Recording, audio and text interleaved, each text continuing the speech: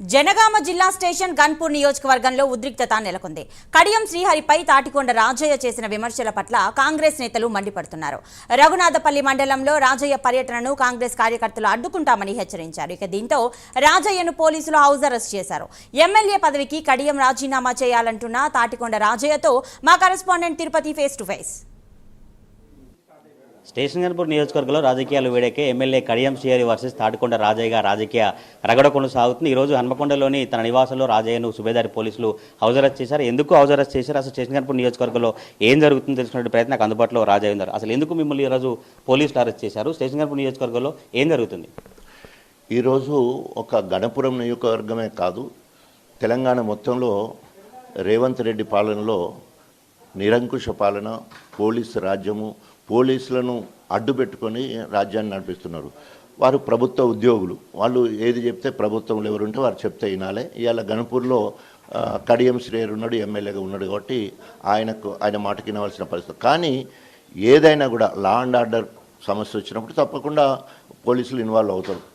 మేము దాదాపు 15 రోజుల కింద రైతన్న కోసం రాజన్న పాదయాత్ర అని చెప్పేసి కార్యక్రమాలు పెట్టుకొని తిరిగే క్రమంలో పర్మిషన్ 5 రోజుల కింద అప్లై చేయడం జరిగింది.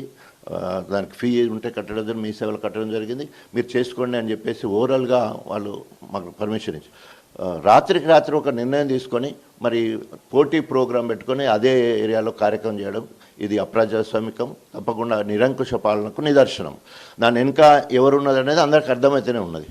సో కాబట్టి నేను రైతులకు వేసంగిలో సాగునీరు అందించాలి, పెండింగ్లో ఉన్న పనులను ఏవైతే బీఆర్ఎస్ ప్రభుత్వం హయాంలో మంజూరైన పనులే, ఇప్పుడు కొత్త ఒక్క పని కూడా మంజూరు కాలే, ఒక తట్ట మట్టి తీయలే, ఓ పైసా ఇప్పటివరకు ఇవ్వలే. అనేక సార్లు రాష్ట్ర మంత్రులు 6, 7 వచ్చిండ్రు, మేము దేవాదులకు ప్రయారిటీ ఇస్తాం, తొందరలో సంవత్సరంలోనే పూర్తి చేస్తాం, సంవత్సరంన్నరలోనే పూర్తి చేస్తామన్నారు. దాదాపు ఇప్పటికే 15,000 కోట్ల రూపాయల పనులు అయిపోయినాయి, బిల్లు చెల్లించడమైంది, ఇంకొక 2,000 కోట్లు కావాలి అంటే ఇప్పటివరకు ఒక్క పైసా ఇవ్వకుండా. మొన్న నేను పాదయాత్ర మొదలుపెట్టిన తర్వాత కడియం శ్రీహరి ఏదో రేవంత్ రెడ్డిని కలిస్తే 1,015 కోట్ల రూపాయలు క్యాబినెట్ అప్రూవల్ అయింది, ఇంకా డబ్బులేం రాలే, పనులేం మొదలు పెట్టలేదు, అప్రూవల్ అయినట్టు చెప్పడం జరిగింది. సో ఇప్పుడు నేను కనుక ప్రజల పక్షా నుండి రైతుల పక్షా నుండి ఆ పాదయాత్ర చేయకపోతే నిమ్మకు నీరెత్తినట్టుండే పరిస్థితి, ముళ్ళుగరతో పొడుస్తేనే ఆడికి పోయి మాట్లాడే పరిస్థితి జరిగింది. సో తప్పకుండా రైతులకు సాగునీరు అందించే వరకు ఓన్లీ 10% దేవాదుల వర్క్ ఉంది, వాళ్ళు చెప్పిన మాటనే 10% మాత్రమే ఉంది, 90% అయిపోయింది. సో ఆ 10% పనులకు నిధులు కేటాయించే వరకు, సాగునీరు అందించే వరకు నా పోరాటం ఆగదు.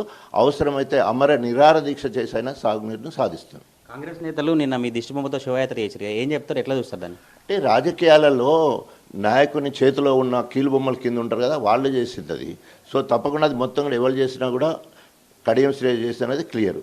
అంటే ఎవరు ప్రజాస్వామ్యబద్ధంగా పోతారు, ఎవరు ప్రజల పక్షాన ఉన్నారు, ఎవరు అప్రజాస్వామికంగా రాజ్యాంగానికి వ్యతిరేకంగా ఈరోజు పదవులు అనుభవిస్తున్నారో అందరికీ తెలుసు. ఎస్పెషల్లీ గన్పూర్ ప్రజలు తూ అంటున్నారు. ఎందుకంటున్నారు?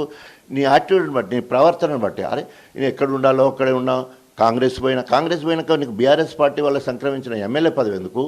సో కాబట్టి ఒకవేళ నీకు పోవచ్చు, ప్రజాస్వామ్యంలో ఎవరు ఏ పార్టీకైనా పోవచ్చు, కానీ నీ పదవికి రాజీనామా చేసి పార్టీకి రాజీనామా చేసి పోవాలి. నేను కాంగ్రెస్ పార్టీ కేంద్రంలో రాష్ట్రంలో కాంగ్రెస్ అధికారంలో ఉన్నప్పుడు ప్రాథమిక సభ్యత్వానికి రాజీనామా చేసిన, తెలంగాణ ఆకాంక్ష కోసము రాజీనామా చేయడమే కాకుండా ఎమ్మెల్యే పదవికి రాజీనామా చేసి తెలంగాణ జెండా పట్టుకొని యావత్ తెలంగాణ మొత్తం తిరిగిన బ్రహ్మాండమైన రెస్పాన్స్ వచ్చింది. ఎక్కడ పోతే అక్కడ తెలంగాణ రాజన్నగా పూలదండలు వేసిన పరిస్థితి, వాళ్ళందరికీ చెప్పుల దండలు పడ్డాయి. సో రాజకీయాలలో దిష్టిబొమ్మలు తగలబెట్టడము, పూలదండలు వేయడం, చెప్పుల దండలు వేయడం సహజమే, ప్రజా జీవితంలోకి రావద్దు. వచ్చినాక దేన్నైనా భరించే శక్తి తప్పకుండా నాయకులకు ఉండవలసిన అవసరం ఉంది.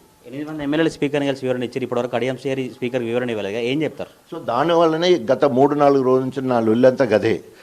వాళ్ళు 8 మంది పోయినలు, మేము అభివృద్ధి కోసం పోయినాం, కండువలు దేవుని కండువలో లేకపోతే జాతీయ కండువలో అని చెప్పేసి వాళ్ళు రిటర్న్గా ఇచ్చిండ్రు, మేము ఇంకా బీఆర్ఎస్ పార్టీలోనే ఉన్నాం అని ఇక తర్వాత ఏమైంది తర్వాత విషయం. సో ఉన్నామని వాళ్ళు ఇచ్చిండ్రు.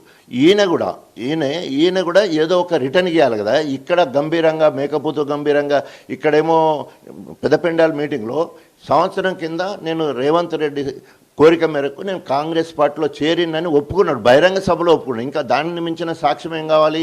సో అది అయిపోయి గదే నేనేమన్నా పోయి స్పీకర్ దగ్గర పోయి ప్రజాసభ దగ్గర నువ్వు పోయి నువ్వు ఏదన్నా ఇచ్చేది అటు కాకుండా ఇటు కాకుండా, అదే కదా, అటు కాదు ఇటు కాదు, మరి ఏంది నువ్వు కాంగ్రెస్ పార్టీలో ఉన్నావా బీఆర్ఎస్ పార్టీలో ఏదో ఒకటి చెప్పాలి కదా. మేము ఇక్కడ గణపూర్ నియోజకవర్గ ప్రజలందరూ కూడా గందరగోళంలో ఎందుకు ఉండాలి?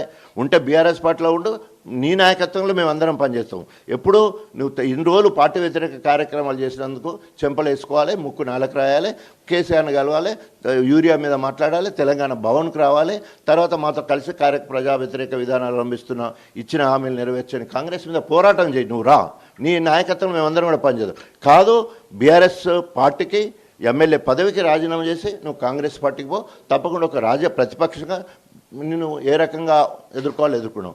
కానీ మేము గెలిపించిన బాధ్యత తీసుకున్నప్పుడు ఈరోజు తప్పకుండా నువ్వు రాజీనామా చేశారు, తిట్టే బాధ్యత కూడా తీసుకుంటాం. ఇప్పుడు జరుగుతున్న పరిణామాల నేపథ్యంలో ఒక మాజీ ఎమ్మెల్యేగా బీఆర్ఎస్ పార్టీ నేతలకు కావచ్చు, స్టేషన్ నియోజకవర్గ ప్రజలకు ఏం చెప్తారు? ఎందుకంటే కాంగ్రెస్ వర్సెస్ బీఆర్ఎస్ కావచ్చు, అరెస్ట్ కావచ్చు, ఈ జరుగుతున్న పరిణామాలు కంక్లూడ్ అయ్యారు. సో 100% ప్రజల పక్షాన తెలంగాణ అస్తిత్వం కోసం, తెలంగాణ ఆత్మగౌరవం కోసం, తెలంగాణ ఉనికి కోసం, తెలంగాణ అభివృద్ధి కోసమే పార్టీ పుట్టింది. దాన్ని ఆకర్షించి మనం బీఆర్ఎస్ పార్టీలో ఉంటున్నాం. సో గణపురం నియోజకవర్గం అది ఒక ఆదర్శ నియోజకవర్గం, అది ఎప్పుడు కూడా బీఆర్ఎస్ బిల్డ్గానే ఉన్నది. సో ఆ రకంగా తప్పకుండా బీఆర్ఎస్ శ్రేణులకు ఇచ్చే పిలుపు ఒక్కటే, మనం ప్రజల పక్షాన ఉందాం, రైతులకు సాగునీరు అందించే వరకు పోరాటం చేద్దాం, కడియం శ్రేణి రాజీనామా చేసే వరకు ఆయన వెంపడబడదాం, వేటాడదాం, రాజీనామా చేసే వరకు ఆయన వదిలిపెట్టే ప్రసక్తే లేదని చెప్పేసి పిలుపునిస్తా ఉన్నాం. ఇది బీఆర్ఎస్ నేత మాజీ ఎమ్మెల్యే తాటికొండ రాజయ్య అభిప్రాయం. అయితే స్టేషనర్పూర్ నియోజకవర్గంలో సాగునీటి కోసం, రైతుల కోసం, ప్రజల పక్షాన పోరాడుతున్నాను. కేవలం కడియం శ్రీహరి అధికారం కొద్దీ అడ్డుపడే ప్రయత్నం చేస్తారు. తప్పకుండా బీఆర్ఎస్ పార్టీ నేతలు కడియం శ్రీహరి పనిలోనే ఉండాలి, తప్పకుండా రాజీనామా చేసే వరకు బీఆర్ఎస్ పార్టీ నేతలంతా ప్రజల కోసం కొట్లాడాలంటూ మాజీ ఎమ్మెల్యే తాటికొండ రాజయ్య చెప్తున్న పరిస్థితి కనబడతా ఉంది. కెమెరా పర్సన్ పవన్తో తిరుపతి ప్రైమ్ న్యూస్ వరంగల్ నుంచి.